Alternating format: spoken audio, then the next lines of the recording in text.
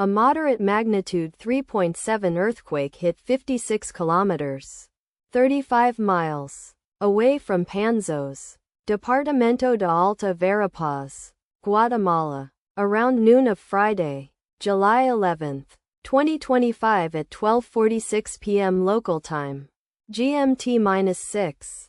The quake had a very shallow depth of 3 kilometers, 1.9 miles, and was reported felt by some people near the epicenter. First to report, INETER after 10 minutes.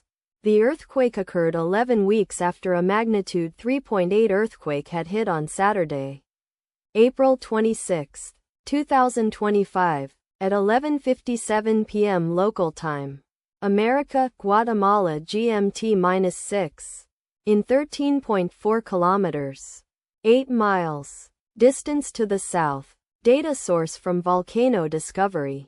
Did you feel it? Let us pray. May the earthquake that occurred not affect our brothers and sisters there.